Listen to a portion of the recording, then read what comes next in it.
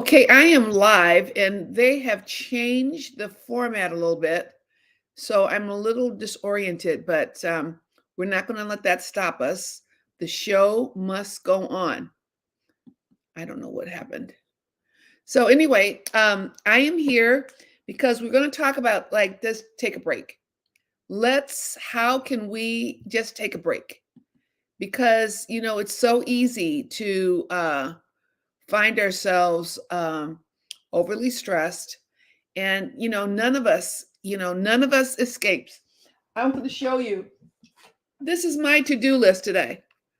And it's by time, by hours. And let's see, where am I now? I'm here at the 12:30. So I'm like not even halfway of the things that have to be done. And I actually have my last appointment on the side. And I have that up there so I know where I am during the day, even though I have it in my calendar. For me, everybody is different. I have to be able to look over there and say, okay, this is where I am today in my schedule so far, and this is what I have upcoming next, and this is what I'm going to do later. That's why one of the most important things that you can do is to write down what you're going to do the night before. You know, I do that religiously. I write down, I get my calendar out, I write down by time what I have to expect. So in the morning I know exactly where I am, I know exactly what's next, and I know what's down the line. And it just gives me peace of mind because, every one of us is different. I can have my calendar here in my phone, which I do, which gives me notifications, but I like to see linearly what I have to do that day, and it gives me personally peace of mind. It keeps my stress minimal.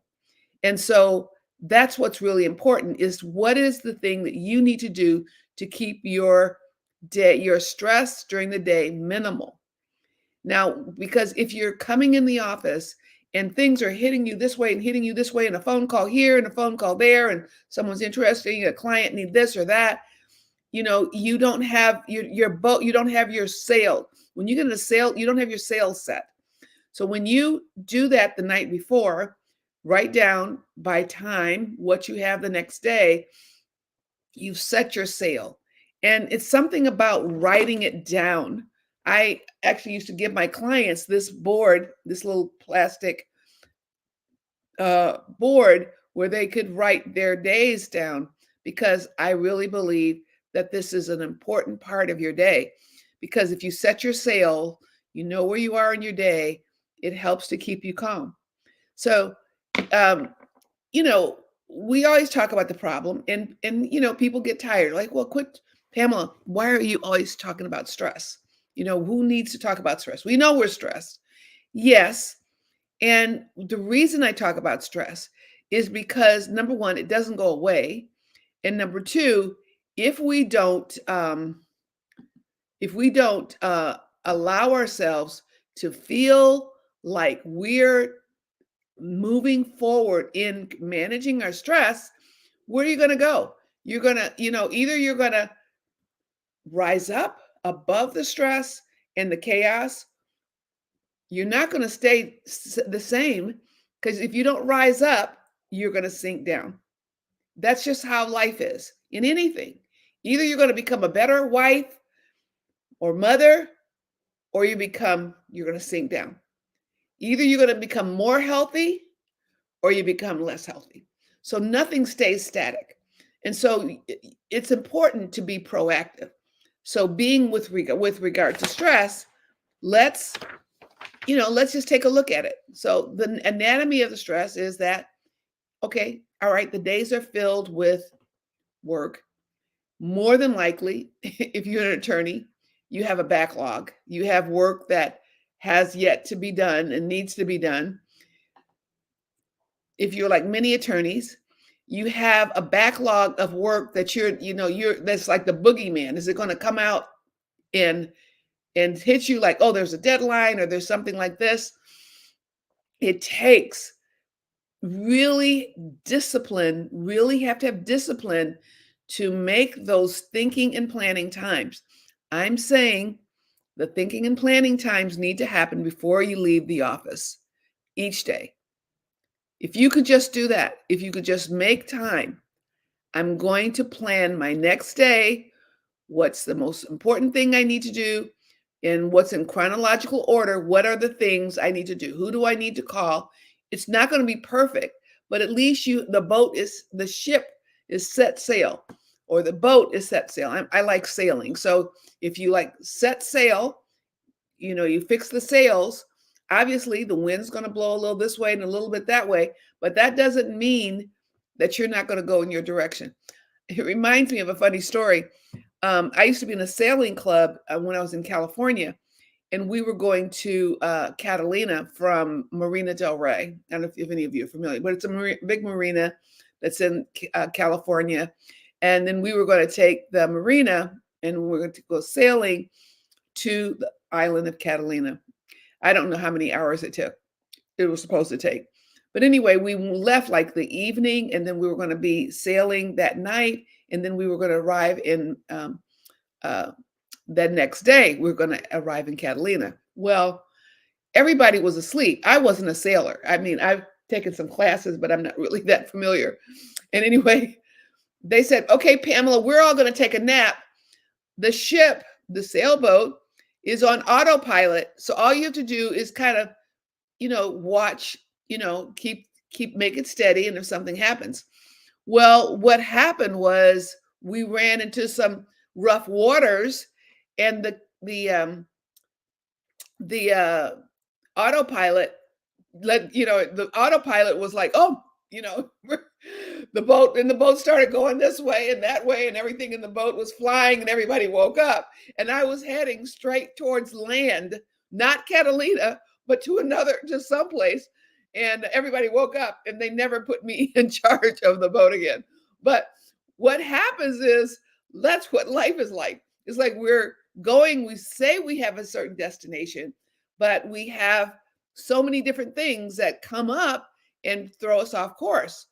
But just like in this case of Catalina, we knew where we were going. We course corrected and ended up in Catalina. So, like with you can get caught up in the hustle. You can get caught off and live.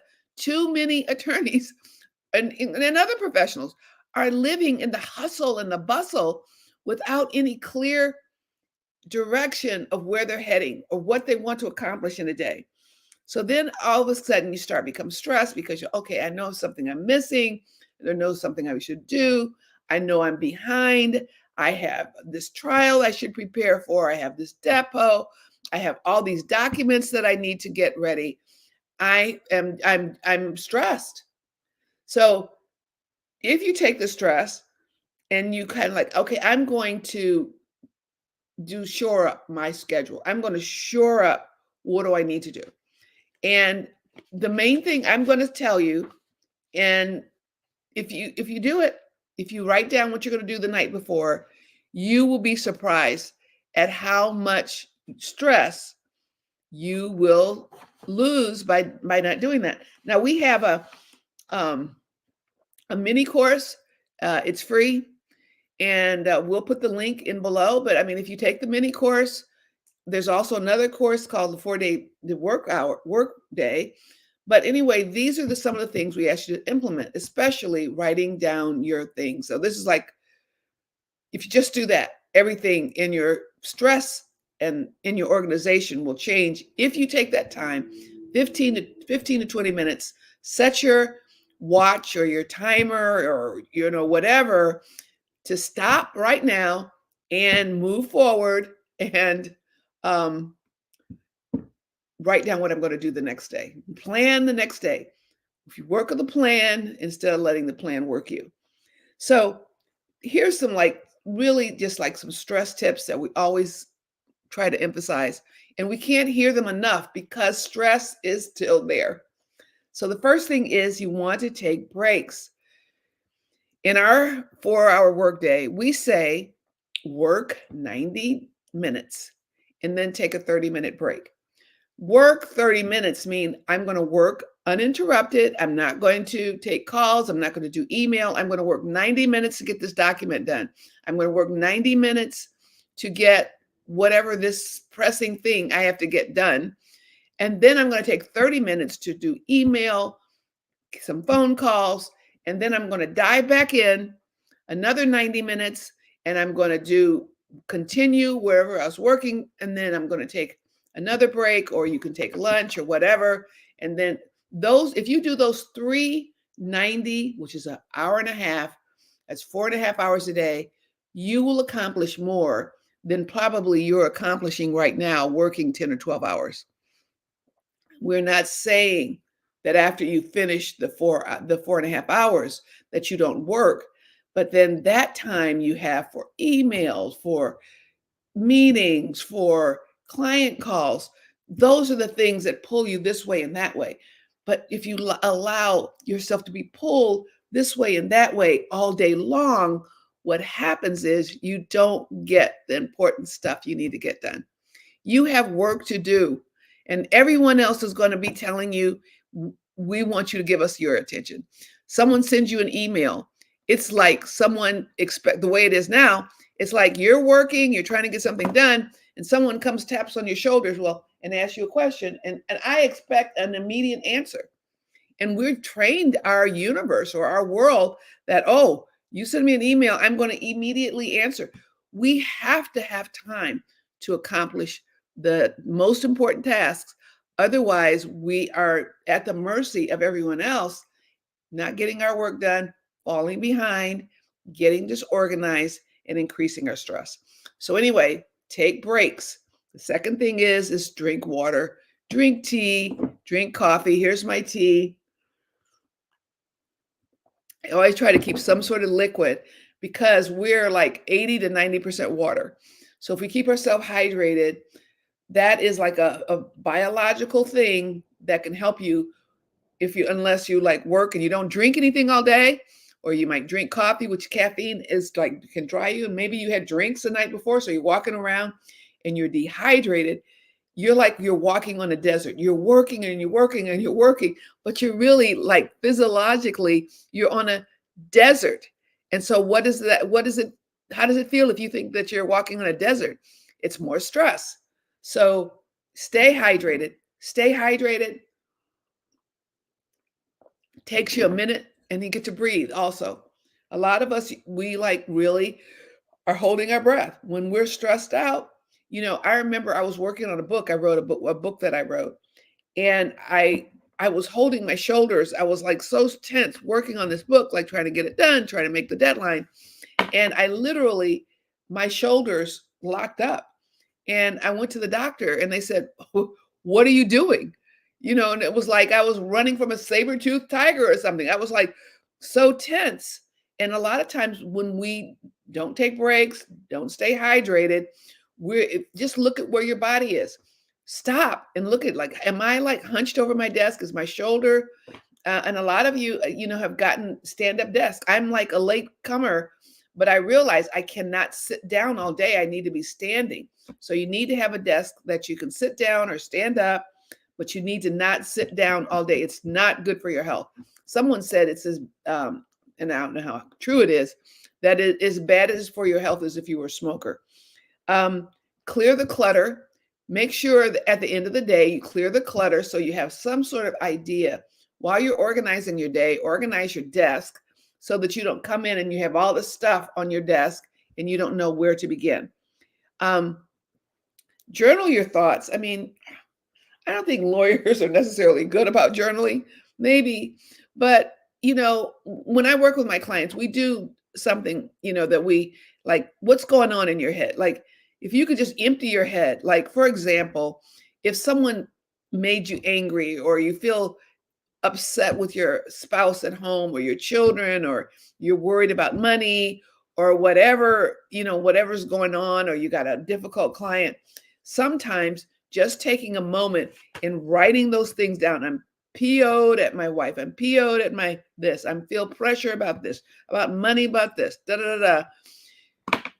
You're at least getting it out of your head instead of all these things swirling around in your head, and then you can't concentrate or focus on what you're doing. So sometimes just taking a minute to write down the things that are pressing, that are distracting to you, can be very valuable and probably help you gain 2 or 3 hours a day because you're able to focus rather than your mind wandering. Oh, what did my husband or wife mean when they said this? Or what do they expect me to do? So you're having these arguments with people who aren't there, but you're unable to do your work. And then also practice being grateful. I know, very cliche, but you know, I think you can't be fearful and faithful and grateful at the same time. You know, because if you're grateful, I'm grateful that my wife is healthy is better than, my wife pisses me off. Or I'm grateful that I have a job, whether, gosh, I hate being a lawyer. Which one do you think is going to have you be more productive? If there's nothing you can do to change about it today, why not be grateful for what you do have? And so then that way you can focus on what you do have, as opposed to focusing on all the things that have you upset. Okay, I've gone over a minute and 23 minutes, and I'm glad to have been here. And I will see you all next week.